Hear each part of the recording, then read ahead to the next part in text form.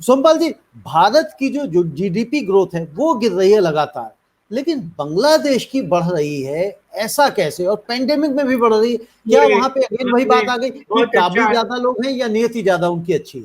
बहुत अच्छा सवाल उठाया आपने। 3 देशों का उदाहरण देता हूं आपको। बोट्सवाना, जो अफ्रीका का भाग है, जो सबसे अफ्रीका का जो संभाग है पूरे विश्व में सबसे कुशासित वो कंट्रोल है। महाद्वीप माना जाता है।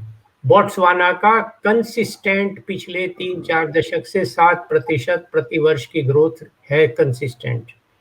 बांग्लादेश, जो पाकिस्तान के इतने उपेक्षा के बाद, इतनी उसको अनदेखी करने के बाद, इतना उनके साथ भेदभाव करने के बाद में आज़ाद हुआ 71 के बाद, और आज हमसे ज़्यादा प्रति व्यक्ति उनकी आय बढ़ गई। टेक्सटाइल का सारा जो व्यापार है विश्व का, मैन्युफैक्चरिंग वहाँ चला गया, दूसरी चीज़ों में भी प्रगति कर रहे हैं। ये 2 उदाहरण। और इसी प्रकार मलेशिया, जो 1957 में हमसे 10 साल और 2 सप्ताह बाद आज़ाद हुआ। उनकी आज़ादी का दिवस 31 अगस्त 1957 है, हमारा 47 15 अगस्त है। जब हम पढ़ते थे उस समय 1 रुपए में 3 रिंगिट आया करते थे। आज की तारीख में मेरी बेटी रहती है वहाँ, 18 रुपए का 1 रिंगिट है, यानी 54 टाइम्स चेंज हुई है एक्सचेंज वैल्यू। तो क्या दिखाता है?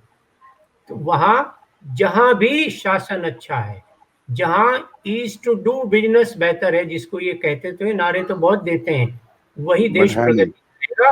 क्योंकि अर्थव्यवस्था का जो समृद्धि है उसके प्रत्येक नागरिक की और उत्पादन के संसाधन, चाहे वो भूमि हो, चाहे पानी हो, चाहे मिनरल्स हो, चाहे बिजली हो, चाहे पैसा हो, उसकी प्रत्येक इकाई की सतत उत्पादकता यानी प्रोडक्टिविटी में बढ़ोतरी होती है तो देश की प्रगति होती है।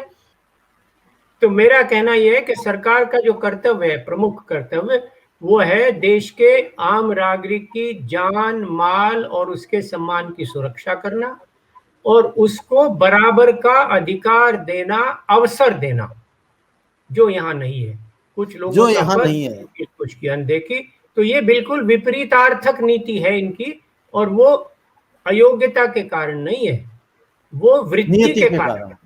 हाँ, अब चोर जो है वो अयोग्य नहीं होता, डाकू या जो स्मगलर है वो अयोग्य नहीं होता, वो बहुत योग्य होता है, उसकी नीयत खराब होती है। इसलिए गोयल जी नियत प्लीज खराब। Correct yourself.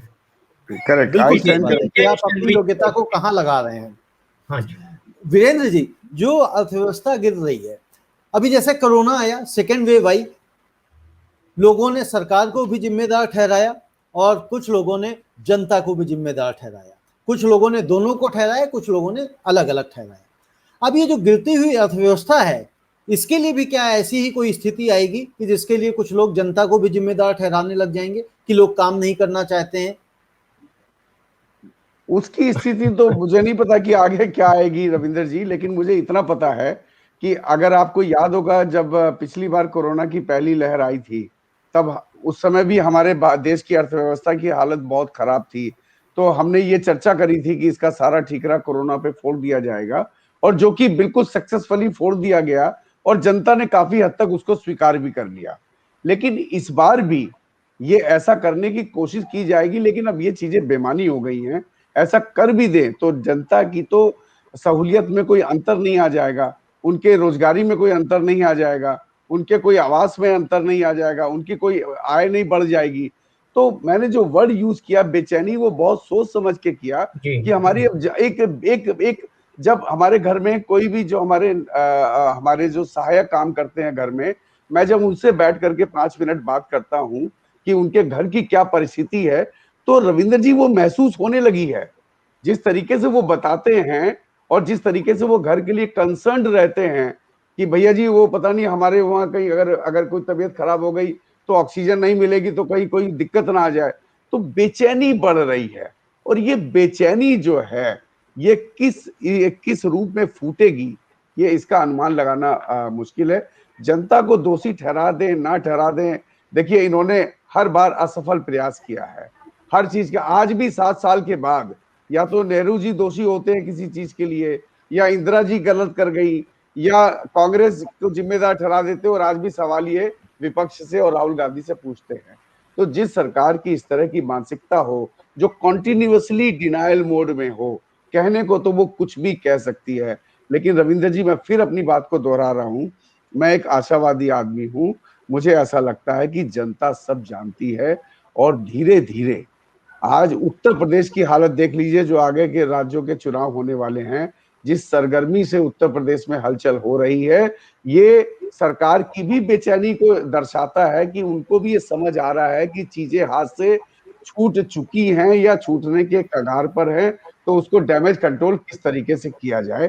तो मेरी ख्याल से आपके प्रश्न में ही आपका उत्तर भी छुपा हुआ है कि अब सरकार इस बात को समझने लग गई है कि हालात ठीक नहीं है। लेकिन अब मैं सोमपाल जी की बात को बड़ी करते हुए कहता हूं कि उनकी नियति तो मुझे आज भी नियत लगती नहीं है।